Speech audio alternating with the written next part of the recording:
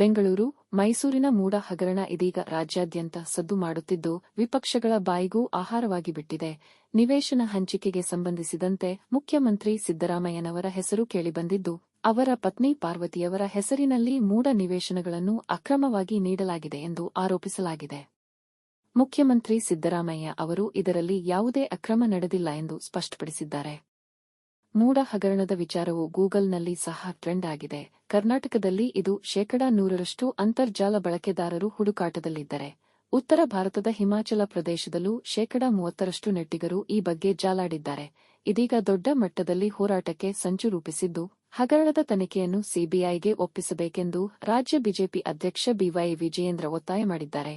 ಈ ವಿಚಾರಕ್ಕೆ ಸಂಬಂಧಿಸಿದಂತೆ ಅರಣ್ಯ ಸಚಿವ ಈಶ್ವರ ಖಂಡ್ರೆ ಮೊದಲು ನಿಮ್ಮದೇ ಪಕ್ಷದ ಶಾಸಕ ಮುನಿರತ್ನ ಮಹಿಳೆಯ ಮೇಲೆ ಅತ್ಯಾಚಾರ ಪ್ರಕರಣದಲ್ಲಿ ಪರಪ್ಪನ ಅಗ್ರಹಾರ ಜೈಲು ಸೇರಿದ್ದು, ಅವರ ರಾಜೀನಾಮೆ ಮತ್ತು ಪಕ್ಷದಿಂದ ಇದುವರೆಗೂ ಯಾಕೆ ಉಚ್ಚಾರಣೆ ಮಾಡಿಲ್ಲ ಎಂದು ಪ್ರಶ್ನೆ ಮಾಡಿದರು. ನಿಮ್ಮದೇ ಪಕ್ಷದ ಪ್ರತಿಪಕ್ಷ ನಾಯಕರಾದ ಆರ್. ಅಶೋಕ್ ರವರ ಮೇಲೆ ಅನೇಕ ಗುರುತರ ಆರೋಪಗಳಿವೆ. ಅದೇ ರೀತಿ ನಿಮ್ಮ ಪಕ್ಷದ ಹಿರಿಯರಾದ ಬಿ.ಎಸ್. ಯಡಿಯೂರಪ್ಪನವರ ಮೇಲೆ ಹಾಗೂ ಸಿ.ಟಿ. ರವಿಯವರ ಮೇಲೆ ಹಲವು ಆರೋಪಗಳಿವೆ. ಅವರ ರಾಜೀನಾಮೆ ಯಾಕೆ ಕೇಳಲಿಲ್ಲ ಎಂದು ಸವಾಲು ಹಾಕಿದ್ದಾರೆ. ನಿಮ್ಮದೇ ಮಿತ್ರ ಪಕ್ಷದ ಹಿರಿಯ ನಾಯಕರಾದ ಎಚ್. ಡಿ. ರೇವಣ್ಣರವರ ಮೇಲೆ ಮಹಿಳೆಯ ಅಪಹರಣ ಸೇರಿದಂತೆ ಹಲವು ಆರೋಪಗಳಿವೆ. ನಿಮ್ಮ ಪಕ್ಷದ ಒಬ್ಬ ಹಿರಿಯ ಮುಖಂಡರು ಬಿಜೆಪಿಯವರಾದ ನಿಮ್ಮನ್ನು ಸೇರಿಸಿಕೊಂಡು ಈ ಸರ್ಕಾರ ತೆಗೆಯಲು 1,000 ಕೋಟಿ ರೂಪಾಯಿ ಹಣ ಸಂಗ್ರಹಣೆ ಮಾಡಿದ್ದಾರೆ ಎಂದು ಆರೋಪಿಸಿದ್ದಾರೆ. ಇದರ ಬಗ್ಗೆ ತನಿಖೆಗೆ ಕಳುಹಿಸಿದ್ದೀರಾ? ಬಸನಗೌಡ ಪಾಟೀಲ್ ಯತ್ನಾಳ್ ರವರು ನಿಮ್ಮ ಬಗ್ಗೆ, ನಿಮ್ಮ ಪರಿವಾರದ ಬಗ್ಗೆ ಯಾವ ರೀತಿಯಲ್ಲಿ ಏನೇನು ಹೇಳಿಕೆ ನೀಡಿದ್ದಾರೆ, ಅದರ ಬಗ್ಗೆ ತನಿಖೆಗೆ ಆಗ್ರಹಿಸಿದ್ದೀರಾ?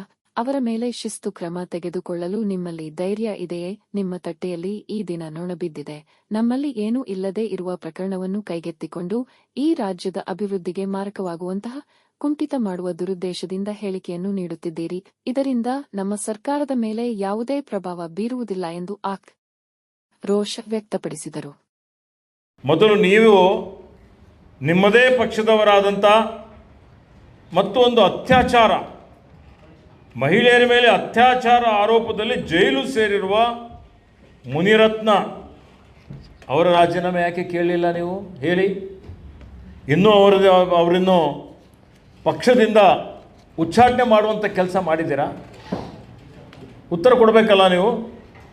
ನಿಮ್ಮದೇ ಪಕ್ಷದ ಪ್ರತಿಪಕ್ಷ ನಾಯಕರಾದಂಥ ಮಾನ್ಯ ಅಶೋಕರವ್ರ ಮೇಲೆ ಅನೇಕ ಗುರುತರವಾದಂಥ ಆರೋಪಗಳಿದ್ದಾವೆ. ಅವರು ರಾಜೀನಾಮೆ ಕೇಳಿದ್ದೀರಾ? ಅವ್ರ ಮೇಲೆ ಏನಾದರೂ ಕ್ರಮ ತೆಗೆದುಕೊಂಡಿದ್ದೀರಾ? ಅಧ್ಯಕ್ಷರಾಗಿ ನೀವು ಉತ್ತರ ಕೊಡಬೇಕಲ್ಲ. ಅದೇ ರೀತಿಯಲ್ಲಿ ನಿಮ್ಮ ಪಕ್ಷದಲ್ಲಿ 99% ಸಿ.ಟಿ. ರವಿ ಇರ್ಬೋದು, ಹಿರಿಯರಾದಂಥ ಮಾನ್ಯ ಯಡಿಯೂರಪ್ಪನವ್ರ ಮೇಲೇನೂ ಆರೋಪಗಳಿದ್ದಾವೆ. ಅವ್ರು ರಾಜೀನಾಮೆ ಕೇಳಿದ್ದೀರಾ ಇವತ್ತು? ಅದರ ಜೊತೆಯಲ್ಲಿ ನಿಮ್ಮ ಮಿತ್ರ ಪಕ್ಷದ ಹಿರಿಯ ನಾಯಕರಾದಂಥ ಮಾನ್ಯ ರೇವಣ್ಣನವರ ಮೇಲೆ ಇವತ್ತು ಮಹಿಳೆಯ ಅಪಹರಣ ಸೇರಿ ಗುರುತರವಾದಂಥ ಆರೋಪ ಇದೆ. ಅವರು ರಾಜೀನಾಮೆ ಕೇಳಿದ್ದೀರಾ ಇವತ್ತು? ಉತ್ತರ ಕೊಡಬೇಕಲ್ಲ. ನಿಮ್ಮ ಪಕ್ಷದೇ ಒಬ್ಬ ಹಿರಿಯ ಮುಖಂಡರ ಬಿ ಜೆ ಪಿಯವರು ನಿಮ್ಮನ್ನೂ ಸೇರಿಸಿಕೊಂಡು ಬಿ ಜೆ ಪಿಯವರೇ ಈ ಸರ್ಕಾರ ತೆಗಿಲಿಕ್ಕೆ 1,000 ಕೋಟಿ ರೂಪಾಯಿ ಹಣ ಸಂಗ್ರಹಣೆ ಮಾಡಿದ್ದಾರೆ ಅಂತೇಳಿ ಹೇಳಿ ಆರೋಪ ಮಾಡಿದ್ದಾರೆ. ಇದ್ರ ಬಗ್ಗೆ ತನಿಖೆಗೆ ಏನಾದರೂ ಕಳಿಸಿದ್ದೀರಾ? ಆಗ್ರಹ ಮಾಡಿದ್ದೀರಾ?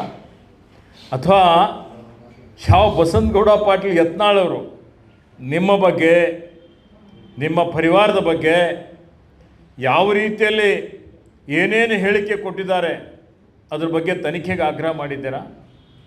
ಅವ್ರ ಮೇಲೆ ಶಿಸ್ತು ಕ್ರಮ ತೆಗೆದುಕೊಳ್ಳಿಕ್ಕೆ ಧೈರ್ಯ ಇದೆಯಾ ನಿಮ್ಮಲ್ಲಿ? ಅರೆ, ನಿಮ್ಮ ತಟ್ಟೆಯಲ್ಲೇ ಇವತ್ತು ಕೋಣ ಬಿದ್ದಿದೆ. ನಮ್ಮಲ್ಲಿ ಏನೂ ಆಗದೆ ಇವತ್ತು ಏನೂ ಇಲ್ಲದೇ ಇರುವಂಥ ಒಂದು ಪ್ರಕರಣವನ್ನು ಕೈಗೆತ್ತಿಕೊಂಡು ಇವತ್ತು ಈ ರಾಜ್ಯದ ಅಭಿವೃದ್ಧಿಗೆ ಮಾರಕ ಆಗುವಂಥ ರೀತಿಯಲ್ಲಿ ಕುಂಠಿತ ಮಾಡುವಂಥ ದುರುದ್ದೇಶದಿಂದ ಈ ಹೇಳಿಕೆಯನ್ನು ಕೊಡ್ತಾ ಇದ್ದಾರೆ. ಈಗ ಮಾಡ್ತಾ ಇದ್ದೀರಿ. ಇದರಿಂದ ಯಾವುದೇ ರೀತಿಯ ಪ್ರಭಾವ ಸರ್ಕಾರದ ಮೇಲೆ ಆಗೋದಿಲ್ಲ. ಸದಾ ನಿಮ್ಮ ಸೇವೆಯಲ್ಲಿ ಪ್ರಜಾ ಭಾರತ ನ್ಯೂಸ್ ವೀಕ್ಷಕರೇ, ಸಾಮಾಜಿಕ ನ್ಯಾಯಕ್ಕಾಗಿ ನಮ್ಮ ಚಾನೆಲ್ ಸಬ್ಸ್ಕ್ರೈಬ್ ಮಾಡಿ, ಶೇರ್ ಮಾಡಿ, ಲೈಕ್ ಮಾಡಿ. ಧನ್ಯವಾದಗಳು.